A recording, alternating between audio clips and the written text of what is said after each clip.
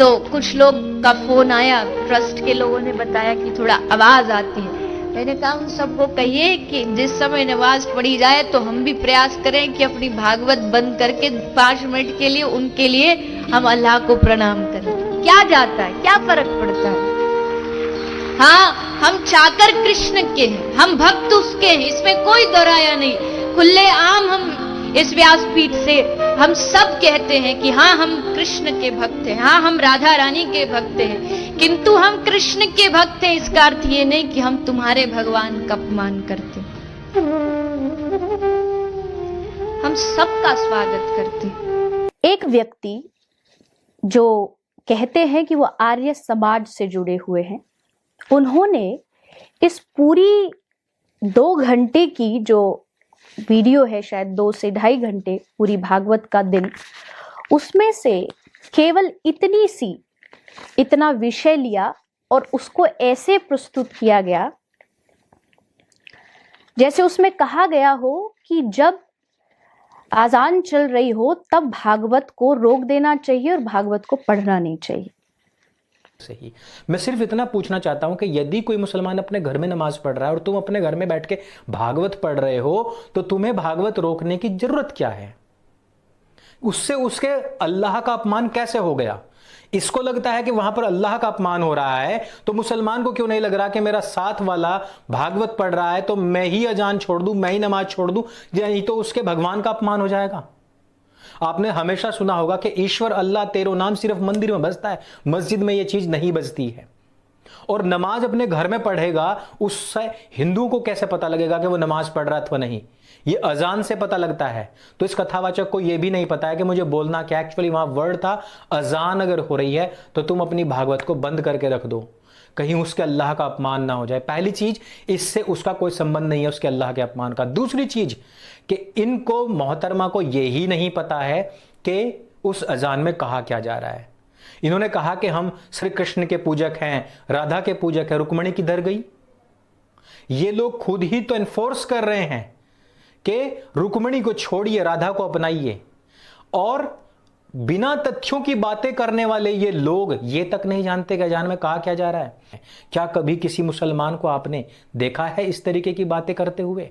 नहीं देखा होगा। लेकिन मैं हजारों सैकड़ों आपको ऐसे भगवा वस्त्र को अपमान करने वाले लोगों को दिखा दूंगा। ये श्री कृष्ण के विषय में कह रही है। क्या ये इस बात को भूल गई है कि आज भी जहां पर श्री कृष्ण का जन्म हुआ था उसके ऊपर मस्जिद बनी हुई है? और अगर इनको इतनी सूझ रही है तो ये जरा जाएं और करवाएं भाईचारे से उसका थोड़ा फैसला और निकलवाएं उस जेल को, वहां से मस्जिद के नीचे से निकलवाएं जेल को। असली मंदिर नहीं है जिसमें आप माथा फोड़ने जाते हो अपना। मैं बात कहता हूं, कड़वी लगती है, लेकिन तुम एक गलत स्थान पर मत्था टेक करके आते हो यह सोच करके कि यहां पर श्री कृष्ण का जन्म हुआ था। अरे आस्था ही है तो ढंग से तो कर लो वो आस्था। अपने जीने मरने के लिए इतने बड़े तुम भिखारी बन चुके हो कि अपनी आस्था तक नहीं बचा सकते, और ऊपर से ऐसे ऐसे लोग व्यासपीठ बैठा रखे हैं जो खुद उन्हीं को ही बदनाम कर रहे हैं। अगर भगवान कहीं हैं तो वो भी सोचते होंगे कि यार मतलब मुझे वहां से मुक्त, मेरे स्थान को मुक्त कराने से तो गए, वहां पे और ऐसे लोग बैठा दिए हैं जो मेरे स्थान को हर करके बैठने वाले और उसको अपवित्र करने वाले, तोड़ फोड़ करने वाले लोगों का ही महिमा मंडन कर रहे हैं। और अगर आप उस व्यक्ति की वीडियो को जाके देखेंगे तो जिस अभद्रता से उसने भागवत का अपमान किया है, उसने कहा कि भागवत नाम की कोई चीज हमारे धर्म में होती ही नहीं, और साथ साथ कहा कि ये सारे वक्ता जो राधे राधे राधे गाते, ये राधा थी कौन? कृष्ण की प्रेमिका के अलावा ये क्या थी? कृष्ण की पत्नी तो रुक्मणी थी। यहां तक भी उसके विचार नहीं रुके और आगे उसने कहा कि ये क्या मथुरा में जन्मभूमि पर जाकर के अपना माथा फोड़ते हो, वो हिंदुओं का स्थान नहीं है। ये सारी बातें उसकी वीडियो में आप जाके देख सकते हैं। पहली बात, मैं इस बात को स्वीकार करती हूं कि मैं सर्व धर्म समन्वय में आस्था रखती हूं, और उसी भाव को लेकर के मैंने वहां इस विचार को व्यक्त किया कि बहुत जोर से आवाज आ रही है और इससे कई बार हमारे ट्रस्ट में फोन भी आया कि इतनी जोर जोर से आवाजें आती है, तो क्यों ना थोड़ी देर इसे रोक करके, भागवत को रोक करके उनके भगवान को याद कर लिया जाए। अल्लाह बाकायदा मुसलमानों को खबरदार करते हैं कि ये जो काफिर लोग हैं, ये फसादी लोग हैं। ये मोहतरमा जो बैठी हुई आज यहां पर बैठ करके इस्लाम के पक्ष में भाषणबाजी कर रही हैं, ये खुद एक काफिर हैं। लिखा कहां है? खबरदार हो जाओ, बेशक यही लोग फसादी हैं लेकिन समझते नहीं हैं। कहां लिखा है? सूरह अल बकरा आयत संख्या 12 में लिखा है। अब देखो, इस्लाम को नहीं मानने वाले का मतलब इस्लाम वालों की नजर में फसादी होना होता है। कैसे? पूरी तरीके से जितनी भी आयतें हैं उन सब की क्रोनोलॉजी को आप समझिए। अब ये केवल दूसरा अध्याय की बात हमने की है।